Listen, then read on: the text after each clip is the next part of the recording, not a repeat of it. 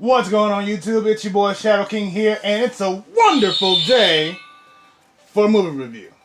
As you can see, today we're going to be talking about Wonder Woman 1984, or WW84, which, God, World War 84, that sounds horrible. Anyway, bad joke aside, because 2020 has been a fucking war against all the things we love, and a lot of different stuff that's happened.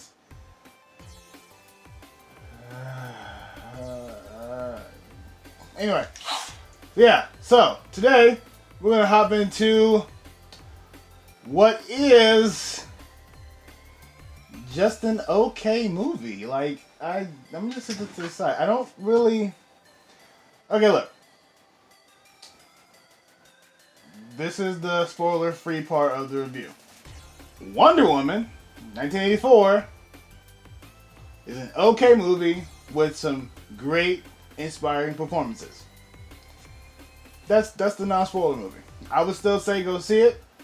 You'll enjoy it. The action's great, and yeah. All right, so that's the non-spoiler review. Cool.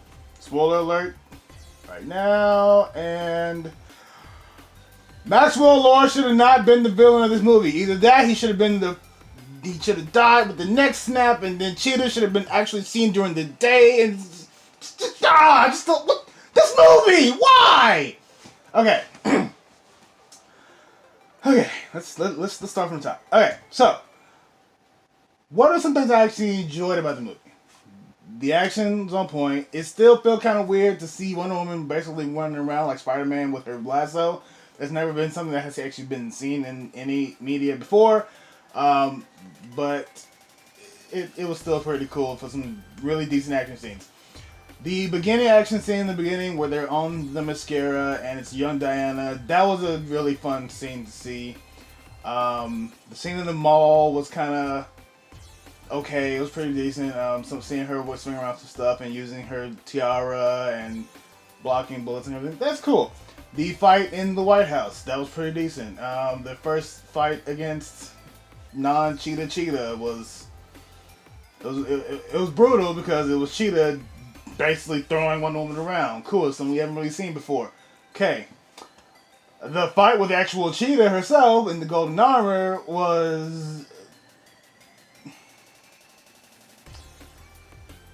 should have been done during the day. I understand the whole, well, our CGI is kind of crappy, so we're just gonna put it in the dark and make sure they can't see anything. No! Take time. Take more time.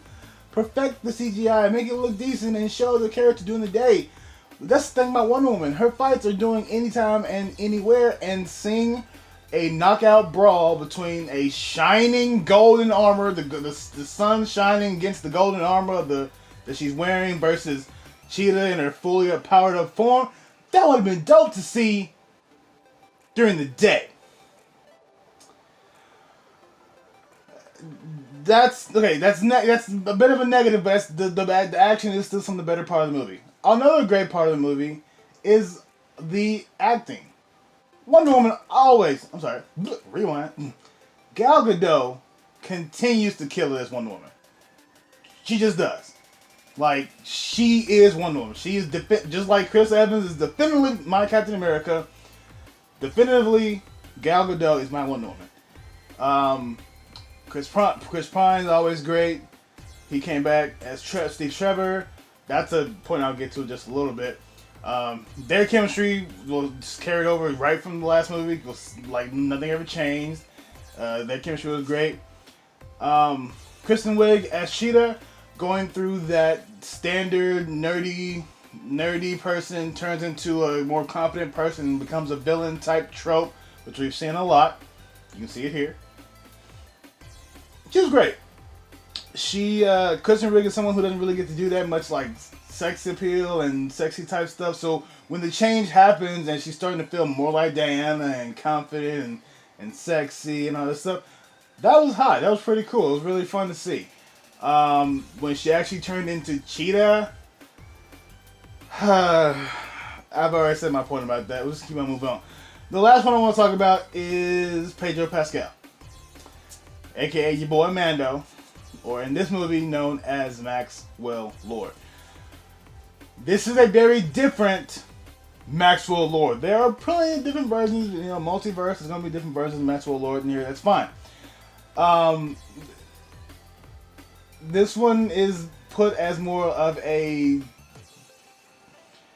selfish and self-centered and greedy type person, but he's also trying to do it to make sure he has everything he needs for his son, and so he has a reason that he's doing it for, but he's doing it in the wrong way. The way it's acted is great. Pedro Pascal's way, because I mean, I've been watching him all season, 2 Mando seasons, and then to see him without the mask on and the Wonder Woman movie, it was actually pretty fun, and he did very, very well in the role. However, and this is where I'm going to slide into the what I didn't really like about the movie or what could have been done better. Before I do that, though, this is actually not Pedro Pascal's first time dealing with Wonder Woman property.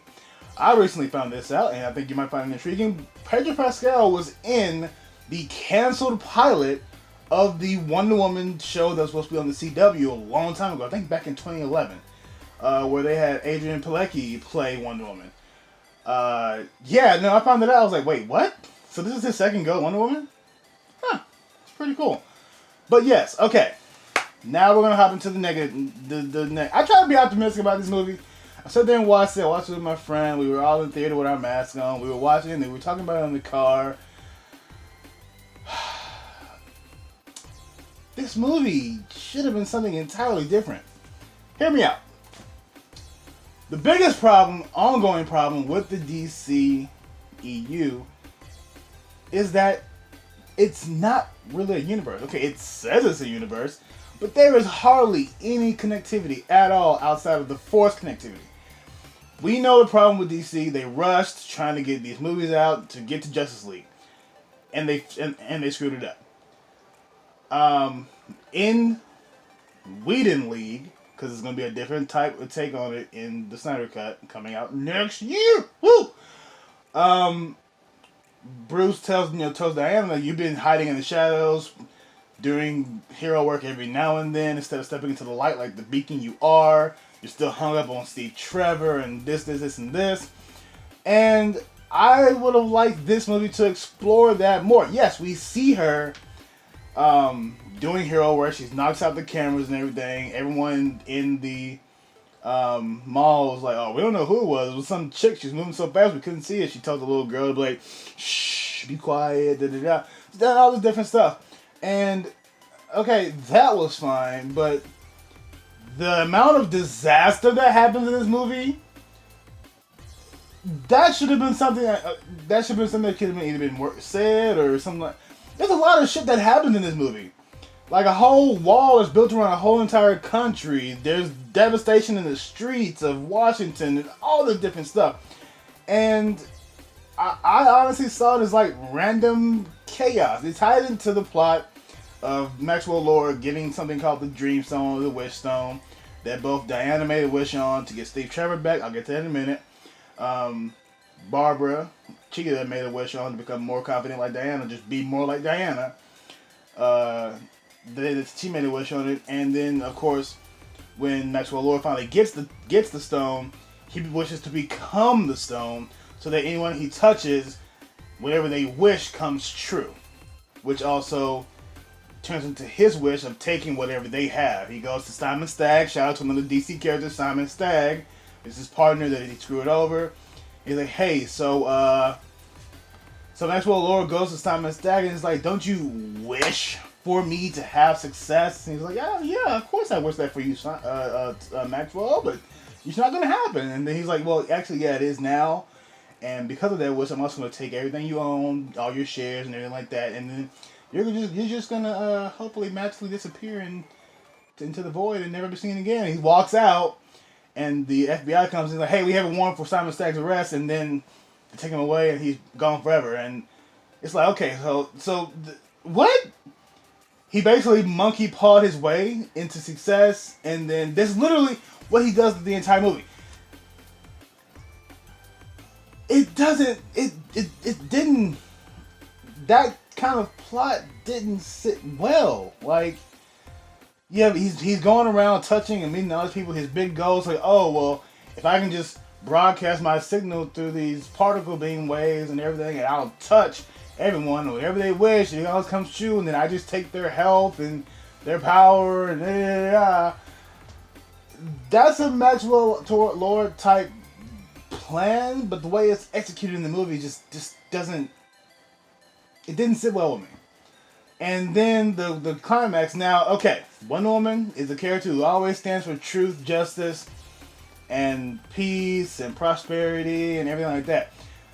There have been times in the comic where she has had to go against these things and embrace her warrior nature and do what needs to be done and what's necessary. I had a feeling that because they held off who Pedro was playing for a long time, so when they finally confirmed in the movie that I knew it was Maxwell Lord, I was like, yeah, cool. You got a Maxwell Lord character, Maxwell Lord, in a Wonder Woman movie.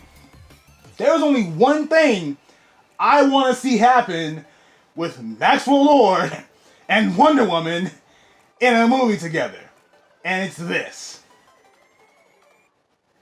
Yeah, that's what I wanted to see. Show that Wonder Woman can also be dark or do what is necessary to stop the threat. Show that. You know, we saw it with Superman in the first movie, and I don't think it would have been copying. It would have been just showing that, yeah, they have to make the hard choices and everything to save the day. You know, sometimes the truth doesn't prevail. Sometimes it really doesn't. Or the truth doesn't set you free. And that was a good message for the movie itself. But it would have been nice to see something a bit more darker and actually truer to the comics. Wonder Woman is not always about truth and prosperity. I mean, hell, this one right here from the Injustice universe, she's probably the worst Wonder Woman out there in the multiverse. Except for the one in Flashpoint. They started a whole war that almost ended the world. Anyway, long rant aside, this is an okay movie. Action scenes is great. The performances are amazing. Would I wished for more Cheetah and less Maxwell? Yes. Would I have wished for Cheetah versus Wonder Woman during the day and throughout the entire movie? Yes. Would I wish for a different story? Yes. Would I watch the movie again? Probably, yeah. No, it's cool. The biggest wish I have for this movie and this universe as a whole is that they had taken their time and just planned out before they actually rushed into it. I wish that WB would stop hounding on their movie productions and actually let the producers and directors and writers do what they want to produce and make the vision. And I just hope that going forward, after the Snyder Cut, whatever happens, we get more interconnectivity. The DCEU can still be saved, guys. And my hope is that after the Snyder Cut, whatever reaction we get to it, going forward, there's a lot more interconnectivity in this DC extended universe. But that's my review for Wonder Woman 1984. If I had to give it a number grade, I would say probably a 8 out of 10 as opposed to Wonder Woman 2017's 9 out of 10. But I'm Shadow King. Thank you guys for watching. What did you guys think about Wonder Woman 1984? Make sure you guys let me know what you think about it in the comment section below. And looking forward to seeing more of you and talking to you and doing more videos and content with the new setup. What do you guys think?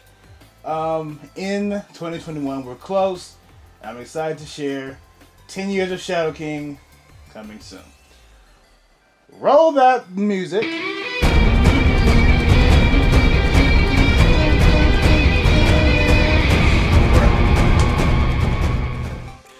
Hey guys, what's going on? Shadow here. Hope you enjoyed the video. If you did, make sure you like, comment, subscribe, and share the video. Those things really do help the channel out. Check out some of the other videos up on the screen. I'm sure there's something you might enjoy. As always, stay safe out there.